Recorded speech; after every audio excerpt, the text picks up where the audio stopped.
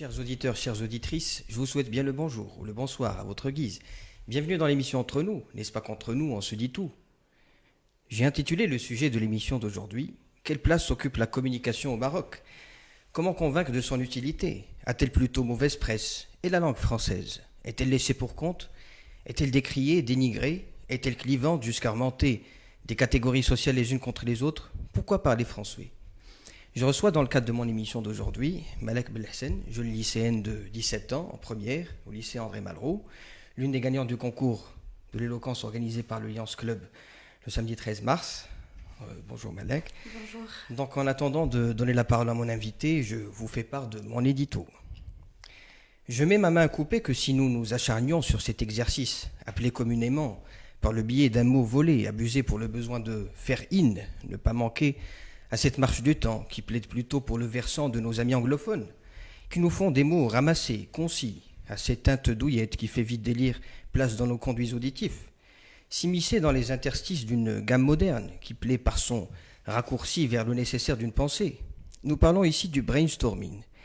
Et peut-être que par la longueur du propos, du canal emprunté qui pourfend tant de tournures, de mots superflus peut-être, de fioritures, de gymnastique désuète, de gesticulation surfaite, d'une langueur qui traîne et entraîne, une abondance française qui tranche avec le straight to the point ou le droit au but anglais. Peut-être donc que nous illustrons de par cet anglo-antagonisme les portées verbales de deux cultures qui diffèrent de par leur procédé, leur façon de faire communicationnelle. Le mot est lâché, mais sans doute devrait-on y accoler, avant que vous perdiez le fil de mon préambule, le mot brainstorming. Car ce n'est pas, et loin de moi cette idée, pour faire montre d'une double culture, du moins linguiste, que je mets sous vos yeux ce mot qui vous étonne de par sa vitesse d'agencer, dans une facilité qui nous laisse quoi? Deux mots, somme toute, hétérogènes. Un montage fait de cerveau d'un côté, de tempête de l'autre. Mais revenons à l'essentiel, de peur que vous m'accusiez, impatient que vous êtes, de faire preuve d'une piètre communication quant au sujet de la semaine. Si tant que nous voulions appliquer ce mot de brainstorming, et qui, soit dit en passant, consiste dans un moindre effort à énumérer de ces choses qui nous viennent aisément à l'esprit à l'évocation d'un mot. Si tant est que nous soumettions donc le mot communication au process du brainstorming, appliqué au contexte marocain, puisque nous y sommes, et que cela nous importe de sonder l'esprit des uns et des autres, de ceux des nôtres, saisir de ces idées qu'ils entretiennent sur Dame Communication, il en ressortirait, et cela n'engage que ma personne, de ces mots à la connotation négative, qui aurait un penchant prononcé pour le tape à l'œil, pour le superflu, pour la vente forcée, pour le truc-cuidance, pour le futile, l'inutile. In fine, c'est comme qui dirait que la communication serait loin d'occuper la place qui lui échoit, se cantonne à un piètre classement dans les priorités du Marocain, que peut-être n'y voit-on aucun intérêt, des allégations appuyées de par le pragmatisme tant vanté de par ceux qui en font profession, de ceux qui ne donnent du crédit qu'au seul acte, de ceux pour qui communiquer équivaudrait dans l'excès de leur expression à tromper. Vous aurez beau leur prêcher l'éloquence, l'art de parler et tout votre catéchisme, ils vous enverront, et passez-moi l'expression, balader. Nous pouvons rajouter une couche à ce scepticisme farouche qui s'éprend de la communication, de ces adeptes y accoler la langue française qui semble, compte tenu du contexte que nous subissons peut-être plutôt que nous vivons, qui semble donc attiser plus de méfiance, de cynisme et de dénigrement, surtout de par ceux qui n'en maîtrisent pas le circuit, de ceux qui conçoivent que la langue française serait l'allégorie du colonisateur, loin d'être un butin de guerre, et qui par là est combattu jour et nuit. D'abord, qu'est-ce la communication? En quoi est-elle utile? Comment convaincre les nôtres de son importance? Pourquoi a-t-elle chez nous mauvaise presse? À qui la faute? Et la langue française tant décriée par certains? Comment réconcilier une part de la société avec? Pourquoi est-elle contestée par les uns? La langue française, synonyme d'éducation chez nous, d'une catégorie sociale, une langue de riche peut-être? Alors, Malek Belhassen, bonjour et merci d'avoir accepté notre invitation. Bonjour, un plaisir d'être avec vous, Jean-Charles. Alors, tout le plaisir est pour moi. Alors, avant d'attaquer les questions, avant de donner dans les limites qu'on a cernées, avant que nous soyons là, je souhaiterais d'abord que vous vous présentez à nos auditeurs auditrices. Bien sûr, je m'appelle Malek Belhassen, je pense que ça vous l'aurez compris. J'ai 17 ans, je suis au lycée international français André Malraux. J'aime bien tout ce qui touche à l'art oratoire, au débat, au théâtre ou encore au bénévolat. Et je pense que ce sera tout pour ma présentation. Alors, très bien. Moi, je souhaiterais poser comme première question pour poser la base de cet entretien que nous avons ensemble et que j'espère être agréable et qui est prometteur en tout cas, hein. Je rappelle que vous êtes la gagnante du concours d'éloquence organisé par le Lions Club le 13 mars, comme je l'ai dit au tout début, et que j'étais ravi de compter parmi les membres du jury et que je vous félicite encore une fois pour votre prestation et votre talent. Et d'ailleurs, c'est pour ça que vous êtes là aujourd'hui et que on a essayé de trouver un sujet qui s'en approche de l'éloquence et je me suis dit, hein, tiens, pourquoi pas la communication, hein. Alors, avant de vous demander un mot sur l'édito, j'espère que vous avez gardé le fil et que Oui, bien sûr. vous allez nous donner votre idée là-dessus. Je souhaiterais partir d'une définition. C'est pas que nous allons ouvrir, c'est pas que nous allons avoir devant nous grand ouvert le dictionnaire, c'est pas que nous allons verser dans la scolastique ou quoi que ce soit. Nous souhaitons à ce que cet entretien soit léger, soit agréable à toutes les oreilles, à toutes et à tous. Mais je souhaiterais d'abord définir ce que c'est que la communication, hein, sans que ce soit une définition docte ou une définition qui laisserait fuir plus d'un. Alors pour vous, moi, ce qui m'importe davantage, c'est pas cette communication verbale, non-verbale, paraverbale et autres, ce qui diffère de l'information. Moi, je souhaiterais pour vous, une jeune lycéenne marocaine de 17 ans, qui, d'après votre présentation, je comprends que vous aimez beaucoup tout ce qui est art oratoire, tout ce qui est théâtre. Alors vous êtes plein dedans, la communication. Ah oui, complètement. Alors, après votre passion, après les choses par lesquelles vous êtes passé, est-ce que vous pouvez nous livrer une définition que vous avez que vous avez pu forger à travers ces expériences qui sont les vôtres, pardon? La définition de la communication est relativement simple. C'est le fait de transmettre un message, et ce, en plusieurs formes, sous plusieurs formes, de plusieurs manières, et c'est tout un art parfois, parce qu'il faut mobiliser le langage corporel, mais également les mots, tout ce qui s'ensuit, et du coup c'est une construction, la communication. D'accord, très bien. Moi, je vous reprends juste sur une chose, hein, c'est pas pour vous en faire grief, mais quand vous dites par exemple que la communication, vous avez bien parlé de message, peut-être qu'on va ici faire une petite illustration et peut-être nous dessiner un émetteur, un récepteur, et puis il y a un circuit, un process, le message, le langage, etc. Vous parlez bien de message, alors moi, je veux bien que ce soit le cas, mais de beaucoup peuvent faire un peu le parallèle, ou même pas le parallèle, peuvent s'empêtrer jusqu'à faire un mélange entre l'information et la communication. Parce que là, vous entendre parler, je crains que vous ayez plutôt donné la signification de l'information. Et c'est pas pour faire compliqué, mais c'est juste, ça me revient en tête, hein, de ceux qui disent la communication c'est du chaud et l'information c'est du froid. Et moi, vous entendre parler, surtout quand vous dites que vous aimez le théâtre, que vous aimez... Moi, j'estime, mais c'est l'idée que j'ai de vous, peut-être que vous allez me rectifier, mais j'estime que vous êtes une grande amoureuse de la langue française et que le français, entre nous, c'est une langue très esthétique et qui n'est pas faite que pour passer des messages. Alors, est-ce que vous pouvez agrémenter votre réponse d'un plus ou bien corriger peut-être ces définitions d'information que vous avez données? Parce Oui, que déjà, j'estime que l'information, c'est une forme de communication. La communication, c'est très vaste et l'information en fait partie parce que ça transmet un message. Peut-être que ce n'est pas les mêmes personnes qu'on cible parce que quand on communique, par exemple, un professeur peut communiquer avec ses élèves. Quand il enseigne, il communique. L'élève répond. C'est un dialogue qui se forme, donc une communication. L'information, c'est aussi pareil. Par exemple, la presse va publier un article et donc va communiquer avec les lecteurs. Les lecteurs ne pourront pas répondre, mais auront l'information entre les mains. Et donc, c'est une communication sous une autre forme ici aussi. D'accord, parfait. Vous faites bien de devancer la deuxième question que j'allais vous poser, puisque j'allais parler d'utilité. Et là, vous venez de donner un bon cas, un bon exemple pour illustrer la chose. C'est que l'élève en classe, bien sûr, il doit avoir une communication, bien une information à donner qui soit de l'ordre de l'objectif et qui soit, comme le dit si bien le dicton, ce qui se conçoit clairement s'énonce clairement, peut-être. Bien que moi j'ai pris un peu la chose de court et de vitesse quand j'ai dit que la communication et que je l'ai vite liée, peut-être que vous en avez fait aussi la remarque sans le dire, peut-être que j'ai lié la communication à la langue française, alors que la communication elle peut être affiliée, elle peut être attribuée et que à plusieurs langues et que la langue est un moyen parmi d'autres de communiquer. C'est pour cela que j'ai parlé d'une certaine esthétique, d'un certain amour de langue française, etc. Mais tout ce que vous dites, c'est bien. La communication, l'objectivité, le message, l'information qui doit être passée en clair et net et en termes précis. Mais moi, je veux revenir un peu à mon édito et peut-être que ça va vous donner l'occasion à vous de nous dire ce que vous en pensez.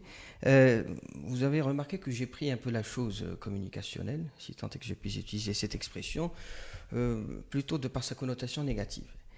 Dans le sens où, comme je vous en avais déjà parlé avant d'ailleurs, que la communication, et pour reprendre la phrase qui est venue sur mon édito, n'a pas la place qui lui revient de droit ou bien qui lui échoit, qu'on la cantonne, qu'on la confine à une certaine chose élémentaire, plutôt de l'ordre du trempe-l'œil, peut-être qu'on communique pas, peut-être qu'il y a eu peut-être une digression, une corruption de ce qu'est la communication, dans sa forme essentielle, qui n'est pas là que pour passer un message, mais pour tromper, c'est que du blabla, c'est du baratinage, peut-être, passez-moi l'expression, et que, voilà, j'ai cité les adeptes du pragmatisme, voilà, ceux qui ne croient qu'à l'action, et que les paroles, ça reste des paroles jusqu'à ce que ce soit traduit en actes.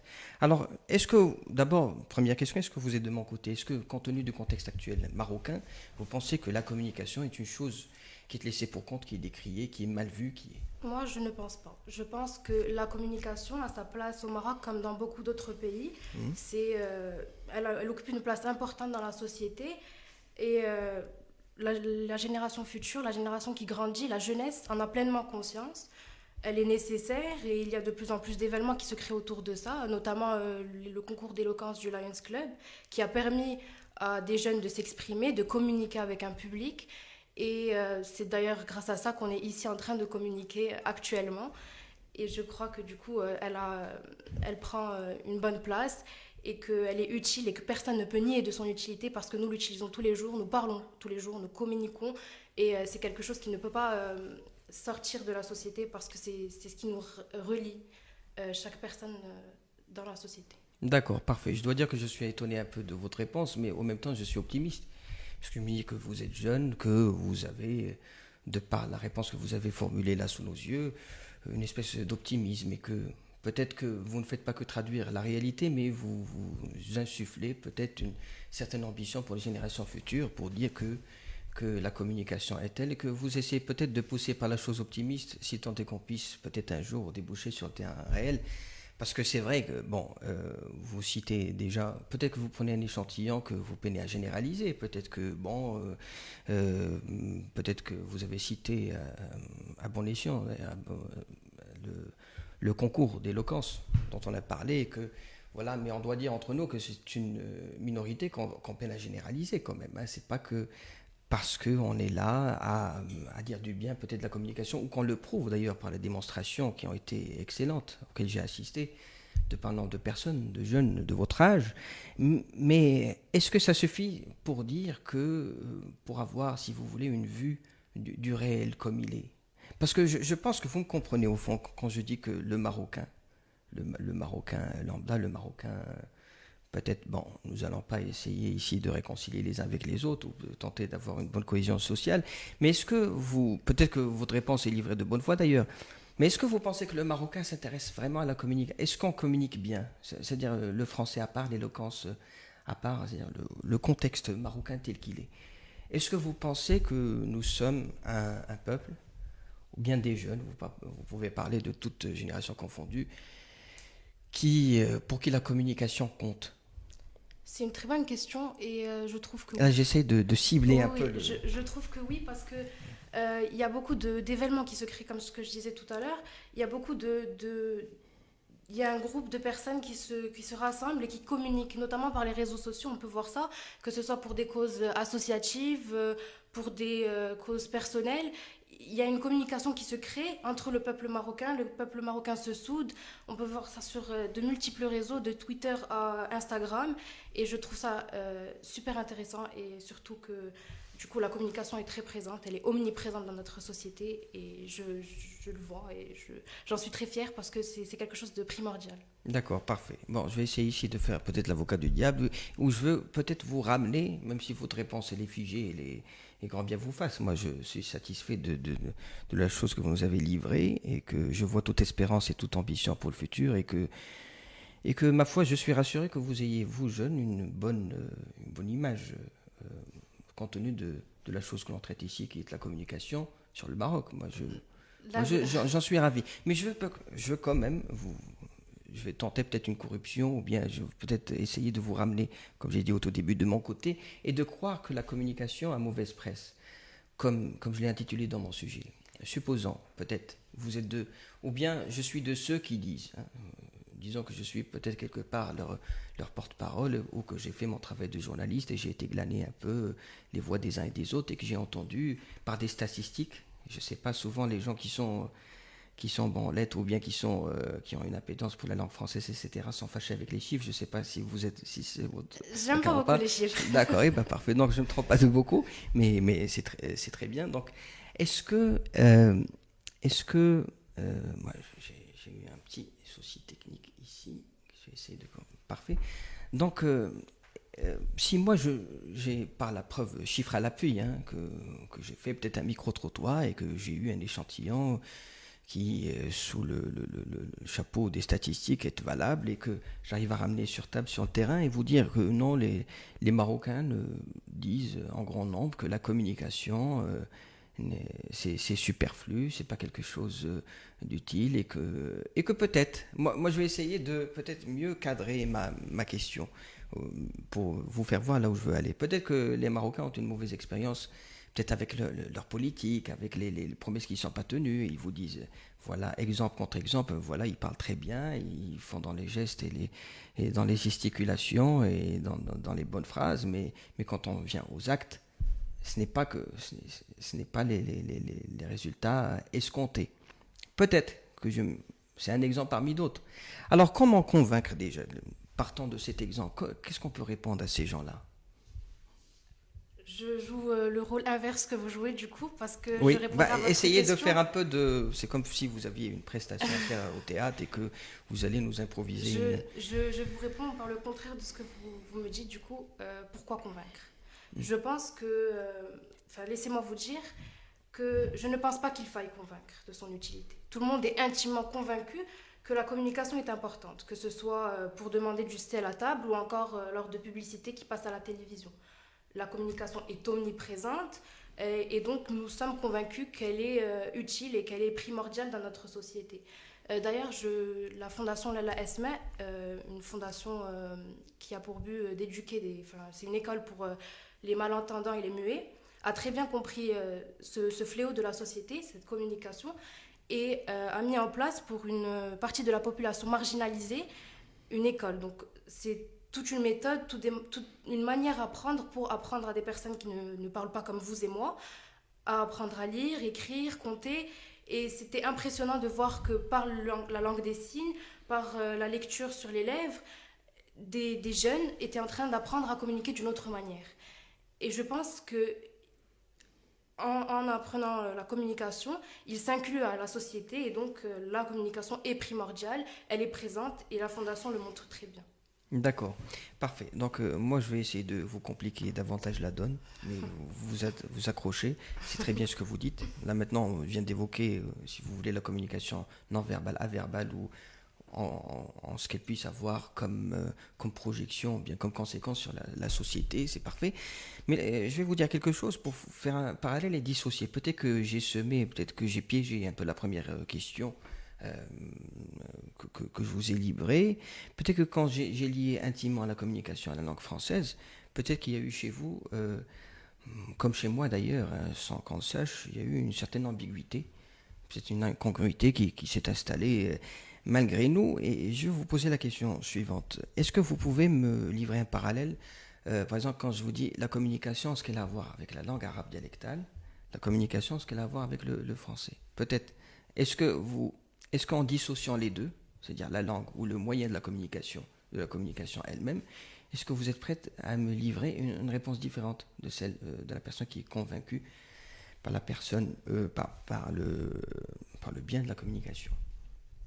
Et je répondrai sur la même directive parce que qu'on parle français, amazigh ou arabe, au final c'est une porte qui s'ouvre, une porte au monde, une porte à différentes cultures, à différents horizons, ce qui fait que ça nous rapporte beaucoup humainement parlant, mais également des relations avec les autres. D'accord, qu'on parfait. parle n'importe quelle langue. Moi, je vais essayer de réorienter un peu ma question de quelques degrés près pour vous dire, pour parler de facilité. si tant est que je puisse attribuer la facilité au français, à la communication, en ce qu'elle a trait, en ce qu'elle est en rapport avec la langue française ou la langue arabe, dialectale.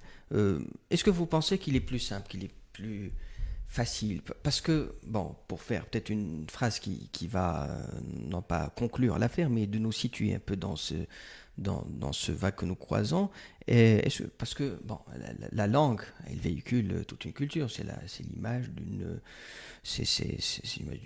culture qui a fait son chemin, que des interactions diverses et multiples, et peut-être un pas, ou je ne sais pas pourquoi j'allais dire plutôt euh, il y a le mot, en faisant brainstorming, peut-être que j'ai été influencé par mon édito, mais c'est bien.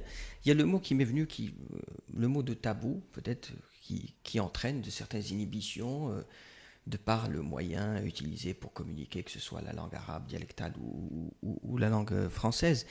Et je vais essayer je veux que vous me livrez votre point de vue. Est-ce que vous pensez qu'il y a plus d'inhibition, qu'il y a plus de blocage à communiquer en arabe dialectal plutôt qu'en français ou autre?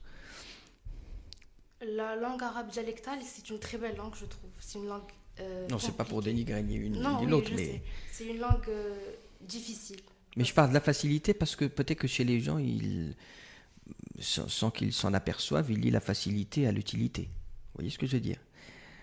Si tant est que moi j'essaie depuis le début de vous faire changer d'avis, mais apparemment, Non, non, je ne allez-y. changerai pas d'avis. Je suis bien positionnée. Mais c'est comme tout outil qui se met à disposition de l'homme. Ça dépend de l'utilisateur. Mhm. Euh, la communication, elle peut être utilisée par des personnes mal intentionnées comme à des fins, à de bonnes fins. Donc que ce soit l'arabe ou le français, ça dépend de l'utilisateur et non pas de la langue en elle-même. D'accord, parfait. Là maintenant que je vous ai ramené sur le terrain de la langue française, que j'espère être qui est votre tasse de thé d'ailleurs, et que je ne sais pas, vous me direz, je vais vous poser une question à côté. Est-ce que vous avez plus de facilité à vous exprimer en français ou bien en arabe dialectal? J'ai plus de facilité en français. En français, voilà. Pourquoi vous pensez, selon vous? Parce que j'ai baigné dans le français depuis petite. Je parle aussi arabe, mais je parle mieux français. Et j'aime beaucoup cette langue, donc je m'intéresse beaucoup. Je lis en français, je lis les articles de presse en français et tout ce qui s'ensuit. Parfait. Puisque maintenant, je pense que j'arrive mieux à vous cerner par la réponse que vous avez livrée, c'est que peut-être que vous voyez la communication du prisme plutôt d'une langue. C'est pour ça que j'ai essayé tout au long des questions que j'ai abordées avec vous dans le déroulé de pas de mon exposé, mais de mon entretien avec vous, de dissocier la langue de la communication. Mais je vous comprends très bien, puisque sûrement je suis dans le même cas que vous. Maintenant que je vous ai ramené sur le terrain de la langue française, votre terrain de prédilection, hein, terrain d'expression dont vous faites beaucoup de choses et dont vous avez su faire montre de la qualité oratoire lors du concours, je vous le dis encore une fois. Alors, est-ce que vous pensez que le Marocain aujourd'hui, est-ce que c'est vrai que, comme je l'ai dit, vous allez peut-être me contredire sur ce point, quand j'ai dit que la langue française, elle est décriée, elle est dénigrée, elle est laissée pour compte, c'est une mal-aimée, Est-ce que vous pensez qu'il y a une répulsion ou... Oui, je vais vous contredire là-dessus parce que je pense qu'il ne faut jamais décrire une langue en particulier. Non, c'est pas ce qu'il faut pas. Nous ne sommes pas en train de Oui, faire du dogmatisme. Mais je vois que les gens, par exemple, moi, je sens, peut-être que je me trompe, ou bien mon flair n'est pas bon, il faut peut-être le rééquilibrer. Mais je pense que, est-ce que vous pensez comme moi que que les Marocains, en masse, en nombre, hein, je parle d'une minorité ou bien d'un échantillon, est-ce que vous pensez comme moi qu'il y a une répulsion envers la langue française? Est-ce qu'elle n'est plus acceptée? Je pense pas parce que qu'on parle, comme je le répète depuis tout à l'heure, qu'on parle amazigh, arabe ou français, on s'ouvre à un monde, à une nouvelle culture, à de nouveaux horizons. Et je crois que s'ouvrir à la différence fait peur. L'inconnu n'est pas rassurant, donc la langue peut être déstabilisante, mais jamais réellement décriée. D'accord. Ça, c'est ce qu'il faut. Ça, c'est ce qu'on aimerait avoir, peut-être. Non, je pense que c'est ce qu'il y a. Elle n'est pas décriée, mais seulement elle fait peur parce qu'on ne la connaît pas réellement. D'accord, si tant est qu'elle soit pas décriée, je suis prêt à vous le concéder, à vous laisser une part de terrain, c'est très bien, mais est-ce que, si tant est qu'on puisse une comparaison, on fait une comparaison, par exemple, entre la génération de nos parents et celle d'aujourd'hui, peut-être bien sûr le contexte n'est pas le même, mais que, voilà, on sait, de par l'histoire, de par qu'ils étaient sur des bancs d'école française, etc., ce qui n'était pas notre cas, ou bien ce qui est le cas pour une certaine minorité aujourd'hui. Mais est-ce que vous pensez que relativement au temps passé, il y ait quand même un délitement ou bien peut-être un manque d'intérêt envers la chose française? C'est possible, j'ai pas les chiffres devant moi, donc je pourrais pas vous dire exactement, mais les Mais moi, je tendances, n'aime pas les chiffres, hein, les, je suis comme vous, hein. Vous les me dites tendances, ce que vous ressentez. les tendances changent. Peut-être que l'anglais sera mis en avant aujourd'hui, peut-être que demain ce sera l'arabe, après-demain le mandarin. Tout dépend du temps et je crois que ce n'est pas décrié, ce n'est pas mal aimé, c'est juste qu'on s'intéresse à de nouvelles choses, qu'on essaye de nouvelles langues et peut-être que le français est toujours présent et qu'on agrandit notre culture en s'intéressant à d'autres langues encore davantage. D'accord. Moi, je vais peut-être vous surprendre parce que je vais ramener sur table des chiffres, hein. Des chiffres, j'espère que je peux compter sur ma seule mémoire pour les dire, pour les restituer comme il faut, mais d'après ce que je sais, je me suis intéressé beaucoup à la francophonie et que les chiffres qui me viennent là, c'est que 40% des personnes qui parlent français sont des personnes qui sont c'est des Africains. Et d'ici 2050, on va avoir 85% des gens qui pratiqueraient le français qui seraient africains. Quand même, la francophonie, c'est pas rien. Et que le français en parlant, si tant est qu'on soit animé par le classement et par les rivalités entre langues, puisque vous avez dit qu'il y a une espèce de chevauchement, que peut-être que les gens sont détournés de par détourner peut-être est un mot fort, mais vous avez compris, par l'anglais, par qui a plus d'utilité, peut-être d'objectivité, la langue de la science, du business, et j'en passe. Mais le français aujourd'hui, actuellement, c'est la 5e langue parlée au monde. Et La cinquième langue parlée, la deuxième langue de notre pays et la deuxième langue la plus apprise dans le monde. Eh ben voilà, vous voyez que vous aussi, vous avez des chiffres à nous donner. Oui, mais en plus, nous avons énormément de Marocains qui font partie de la francophonie. Je pense notamment à Leila Slimani qui a fait un brillant parcours allant du lycée Descartes jusqu'à finir représentante de la francophonie.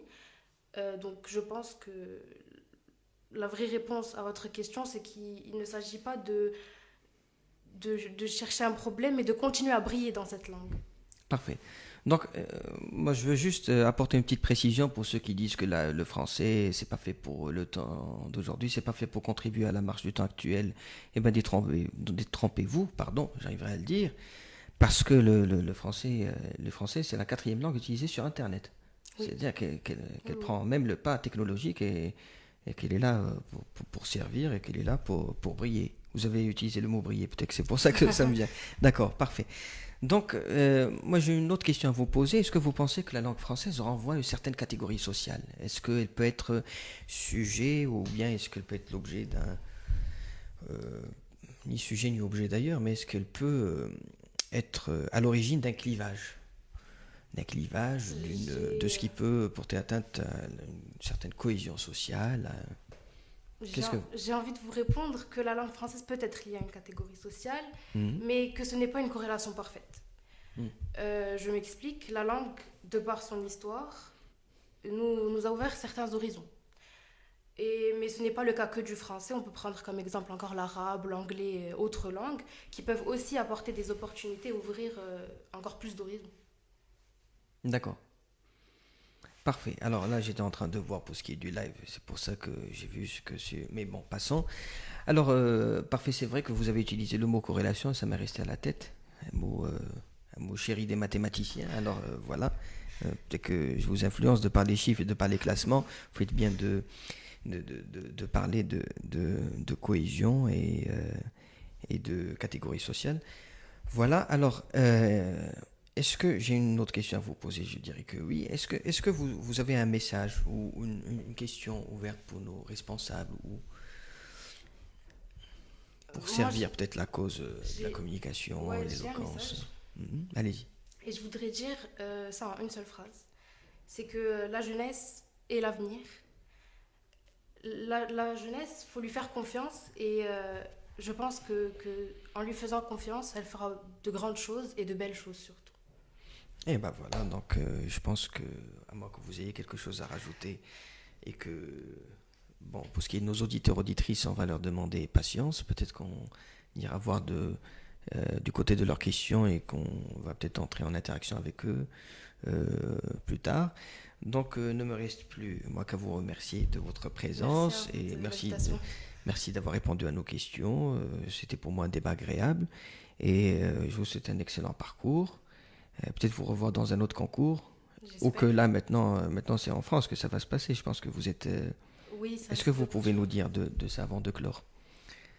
Euh, eh bien, la compétition peut continuer en France, mais c'est pas sûr vu la condition actuelle du Covid. Du Covid, donc il faudra attendre. Oui, il faudra attendre, mais la vidéo prise lors du concours va être diffusée lors du concours en France. Parfait. Donc c'est très bien. Moi, ne me reste plus qu'à vous souhaiter le meilleur du monde et que voilà, nous serons ravis de vous accueillir encore une fois dans nos plateaux de l'opinion des jeunes et il ne me reste plus qu'à vous dire à très bientôt. Merci beaucoup. Chers auditeurs, auditrices, merci d'avoir été au rendez-vous et on vous dit à la semaine prochaine pour un nouveau sujet avec un nouvel invité. Au revoir.